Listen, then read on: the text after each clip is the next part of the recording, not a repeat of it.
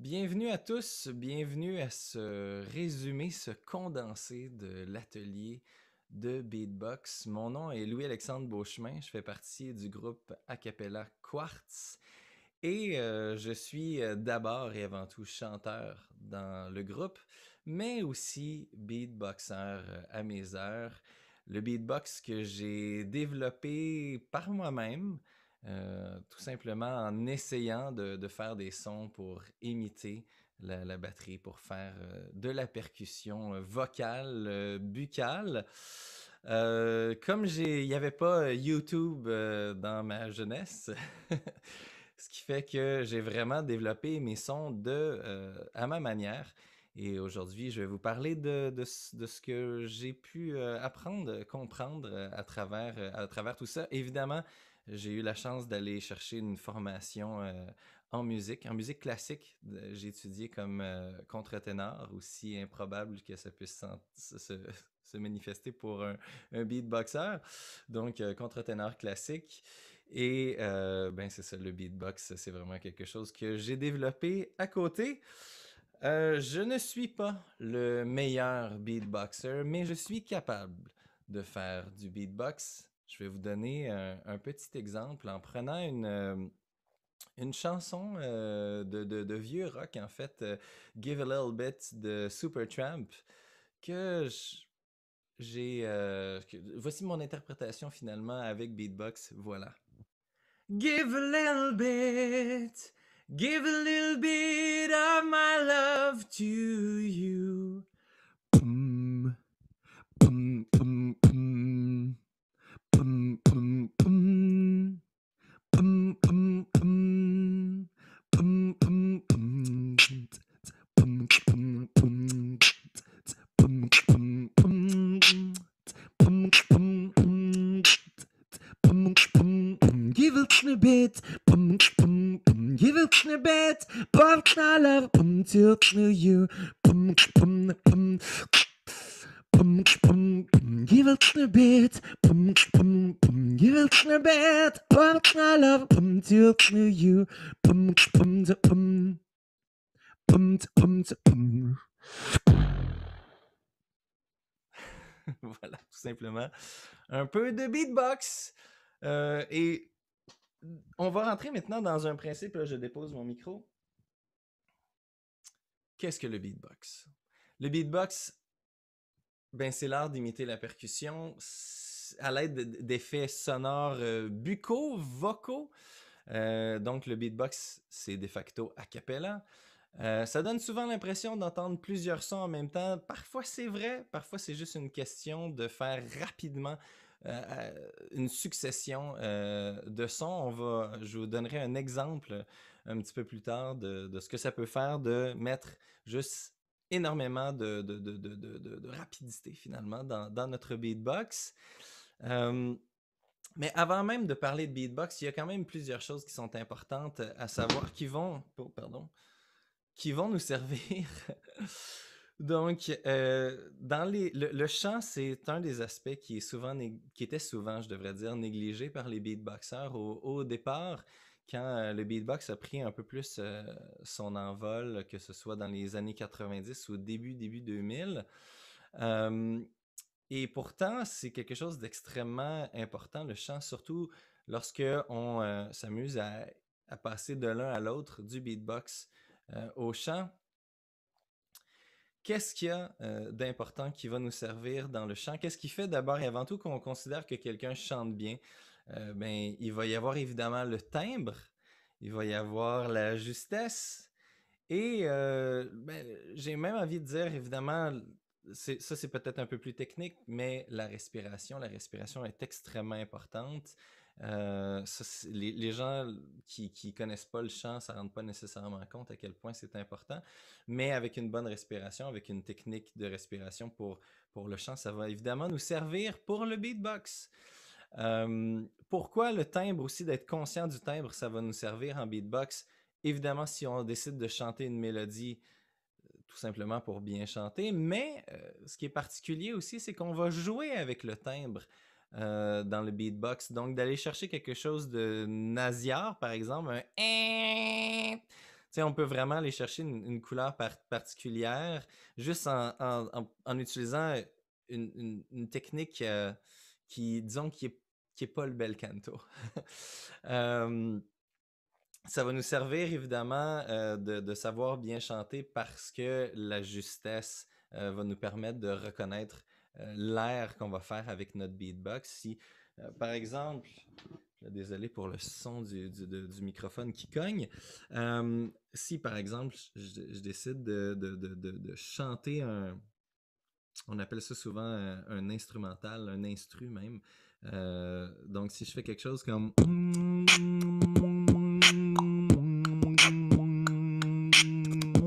ce principe-là nous demande d'avoir de chanter juste pour être en mesure que ce soit compréhensible. C'est quoi la mélodie la mélodie de cet élément-là instrumental, entre guillemets, je dis vraiment entre guillemets parce qu'on s'entend, c'est pas réellement.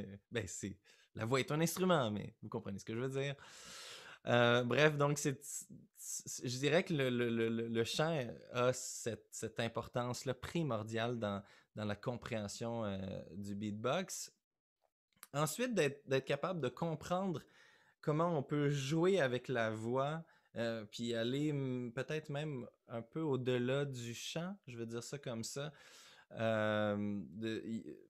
Il y a des aspects qui font partie même de la langue, comme le principe de dire voisé ou non voisé. Dans la langue française, comme dans bien d'autres langues, il y a un principe de consonne voisée et de leur voisine, si on veut, non voisée. Par exemple, si je chuchote garçon, on va entendre garçon.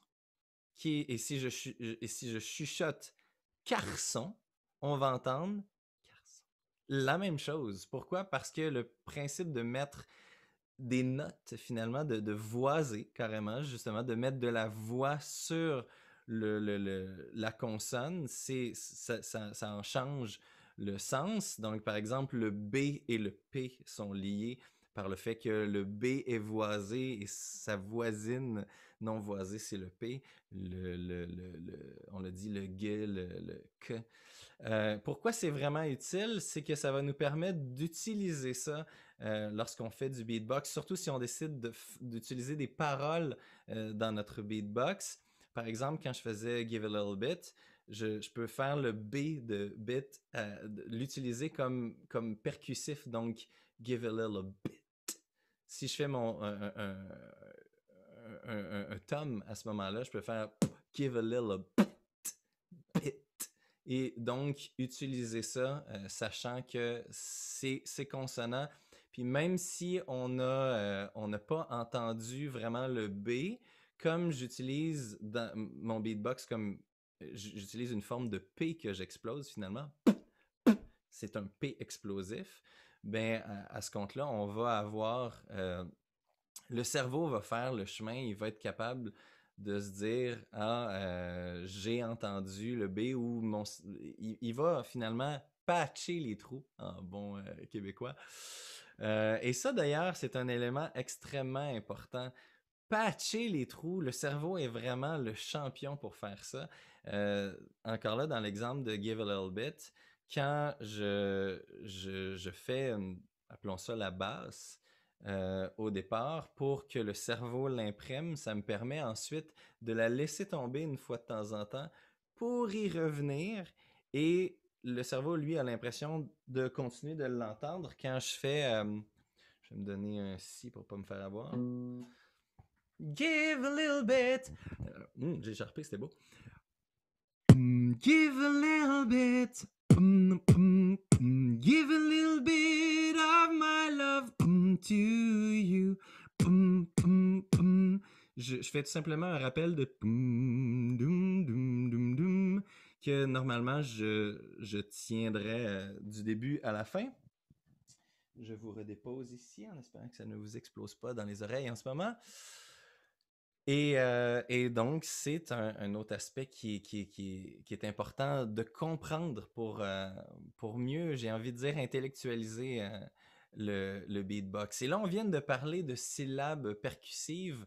Il y a, je dis de syllabes, je devrais dire de consonnes percussives, et donc de pouvoir utiliser les syllabes et jouer avec leur côté percussif.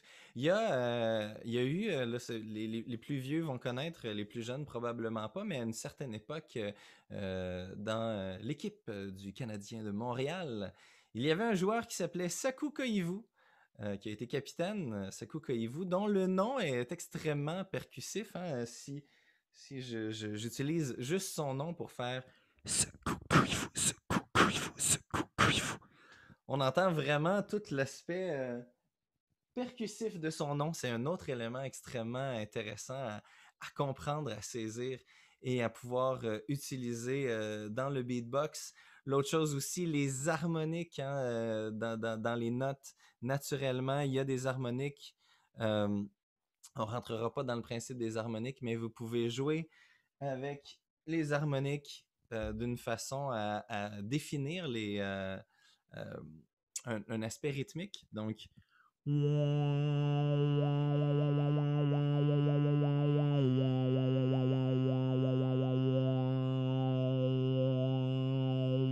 c'est quelque chose qu'on peut utiliser aussi dans le beatbox. Maintenant, je me permets de vous résumer un peu. Je ne sais pas pourquoi j'ai déposé ce micro. Je vais me permettre de vous résumer un peu mon propre beatbox, mes sons de base, pour vous expliquer un peu comment moi je fais mon beatbox. Donc, la première des choses, il y a le kick, c'est-à-dire la grosse caisse en français. Et la manière que j'ai de faire ce son-là, c'est que, vous savez, quand quelqu'un utilise du rouge à lèvres ou du lipstick, tout le monde fait une espèce de drôle de son. Après ça, c'est un genre de... Mais on va prendre ce son-là, on va le modifier un peu. Donc, au lieu d'ouvrir notre bouche grande ouverte, on va ouvrir seulement d'un côté, puis on va essayer de garder nos lèvres quand même relativement fermées. Donc, au lieu que ça donne quelque chose comme... ça va donner quelque chose comme... Ensuite, on va ajouter, je dirais comme une imitation de clappement de main électronique qu'on retrouve parfois sur certains petits claviers. La manière que j'ai de faire ce son-là, c'est que j'envoie l'air très rapidement sur mes dents en arrière. Lentement, ça donnerait un genre de... Mais ce qui fait que ça fonctionne bien, c'est en faisant d'un coup sec, là, ça donne quelque chose comme... Et on ajoute un dernier son pour avoir tout ce qu'il faut pour faire un bon beatbox de base.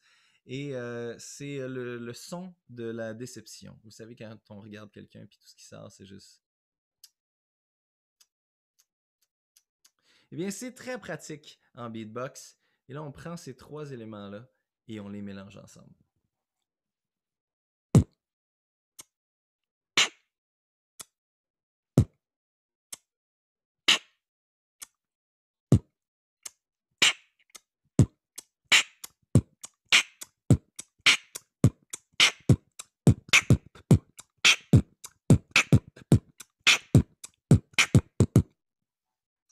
Voilà un exemple de beatbox de base. Et je vous avais dit que je vous ferais un exemple à quel point on peut ajouter n'importe quel son dans un beatbox.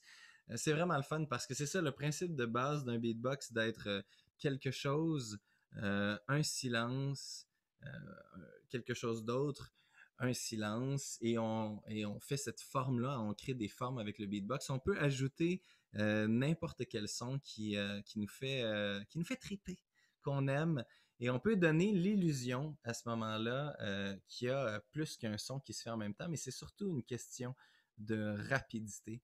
Donc, voici un exemple de beatbox rapide qui va donner cette impression-là qu'il y a beaucoup, beaucoup de choses qui se passent en même temps, alors que dans les faits, c'est simplement une question de rapidité.